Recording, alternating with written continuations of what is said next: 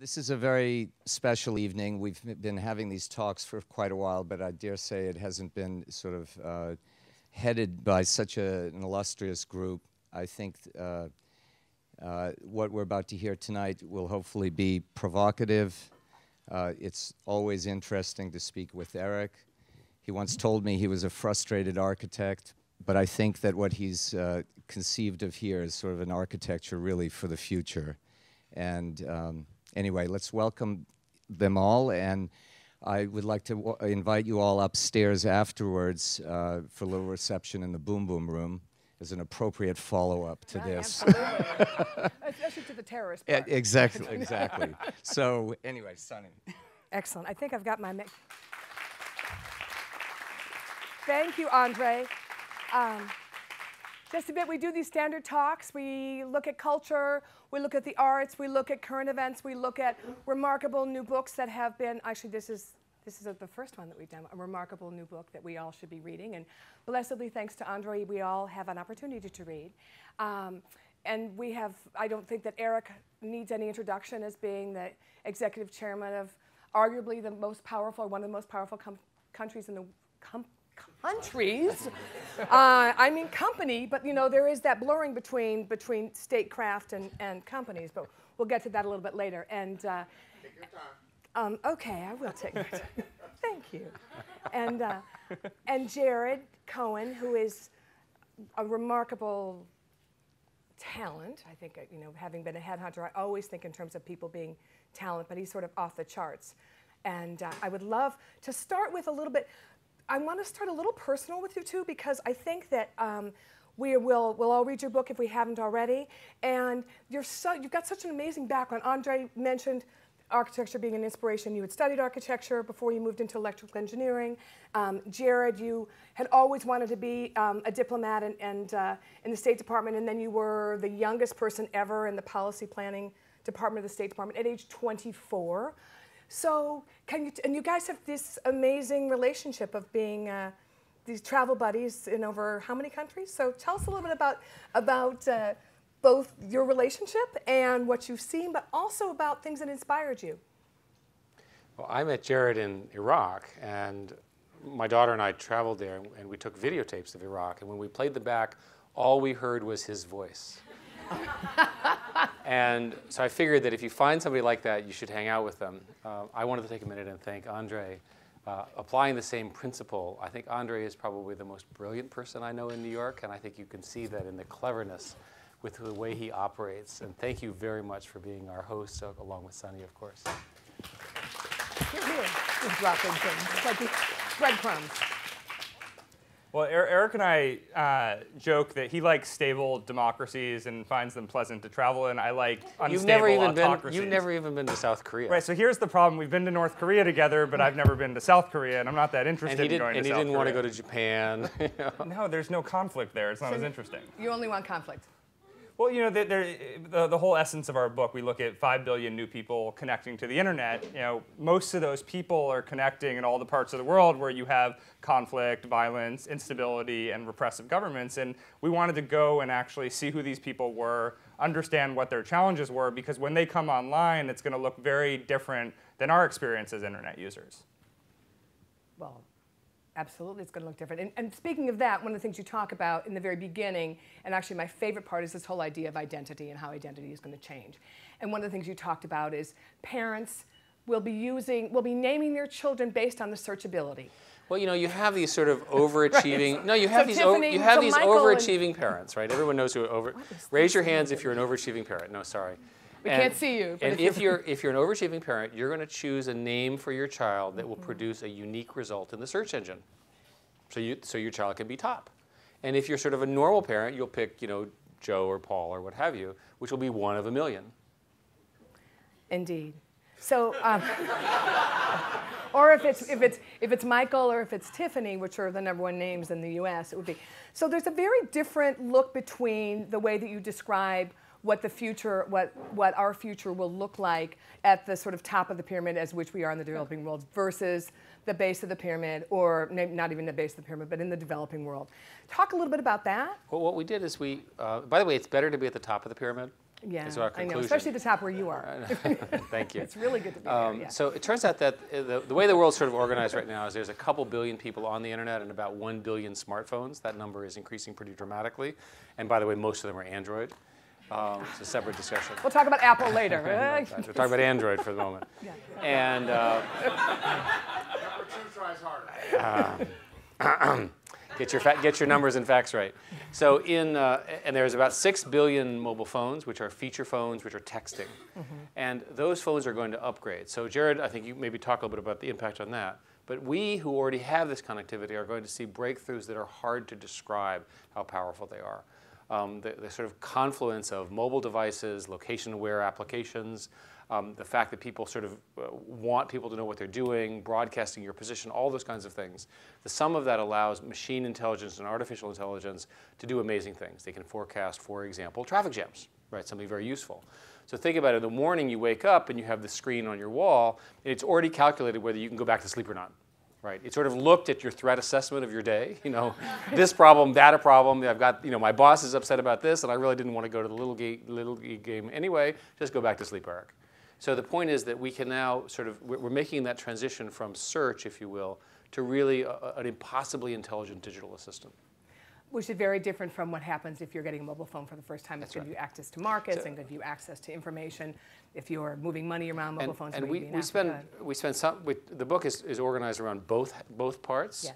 And the net conclusion of the part that I talked about is it's better to be on the top part, because it is absolutely true. One of the things that technical people always assume that these networks make people equal, but in fact they don't. Because while the rest of the world is busy just trying to get connected, the world we're in races ahead in the ways that I'm describing. Yes. And one interesting observation from the last trip that we took, which was to Myanmar, formerly known as Burma, depending on who you ask, you have less than 1% of the population that's connected to the internet. Yet every single person that you talk to, in particular young people, they've heard of it. They have an understanding of what the internet is. They describe it as this democratic phenomenon. For them, something which is similar to our understanding of the American dream. They think it's going to make them richer. They think it's going to make them more free, better off. And you have a government that is in some kind of transition from a terrible dictatorship to something in between that and a democracy. And if the government decides to build an internet that looks more like China, they decide to go down that path, they're going to be very surprised when their population, which had a different expectation, essentially fights for an internet that looks different. Interesting you talked about that. With the 5 billion people coming on to the internet and the changes that we'll be seeing, you talked in 2 sections. One is the changing institution and the power of celebrity. And the power of celebrity, how that's completely transformed the media industry. And that on the other side, when you talk about Reconstruction, when you race through the terrorist part, which is really terrifying, and get to the hopeful part, which is how everyone being connected, and particularly the mobile connectivity, will change the Reconstruction effort. There was interesting sort of dislocations that were similar, and I wish you would talk a bit about what the celebrity is going to mean both on where we are right now and how that drives into the next 5 billion people coming online, and then what it means for other institutions. One of the problems that we have is that the traditional institutions are not translating as well into the online world as the traditional world. And one of the projects that we discussed is how do you replace that trust hierarchy? Well, one of our observations is that people seem to be obsessed about celebrities, and they really trust them for many, many reasons, and it's true everywhere, not just in the United States.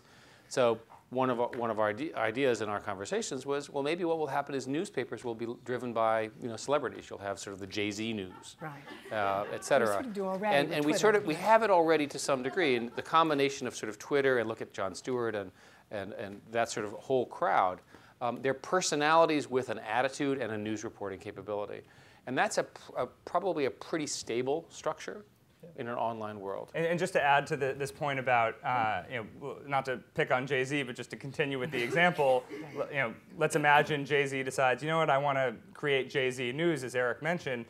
He might, in the future, literally go out and hire his own stringers.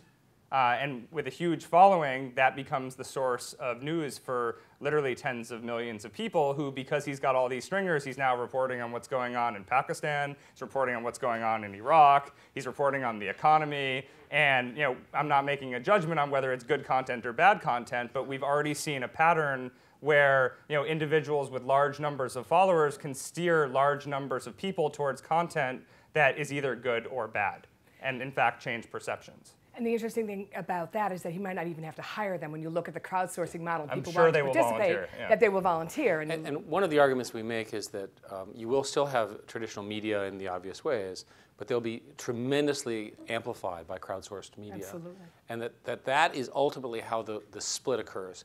Many people in our industry assume that all of these existing institutions go away, but that's not true. The existing institutions have trust, they have business relationships, there's reasons why they exist. But they're transformed in profound ways because of this connectivity with the sort of citizen reporting world, as an example. Absolutely. And YouTube did the same thing with professional recordings. It's the same argument. So I just have a quick question about this. When you said YouTube, and it made me think about how Google has ushered in so much of a visual world for all of us in a visual language. And yet in your book, not one illustration, not one photograph, not one diagram. Eric was very upset about this. Yeah, so I let's wanted hear lots about of that. What's the I story? wanted lots of pictures and diagrams, but our editors said you're writing a He's serious here, book. your editor, I think, right? Yes, John Really, said in you're this writing a visual serious age? book. It's full of words. That's what books are about. And I think John, I think we pushed back a couple of times, but you won that argument. You know, really? I find that hard to believe. Okay, I've got a few questions I'd love for just quick answers about them, having to do with what's going on right this very moment. So today, Obama and the Defense Department released their 100-page report saying that China has been we've been under cyber attack. And it felt to me like it was an invitation for us to be able to justify. You tell me, you guys, you're deep into this world, and China plays very large in the book. What I find interesting about, so for those of you who didn't see, David Sanger wrote a piece in the New York Times today about the Pentagon coming out in an unprecedentedly public way, calling out the Chinese for their nefarious cyber activity, as if this is like a surprise to anybody, right? I mean, we know China's stealing intellectual property. We know they're repressing their citizens. We know that they're constantly testing the waters to see what they can get away with in cyberspace.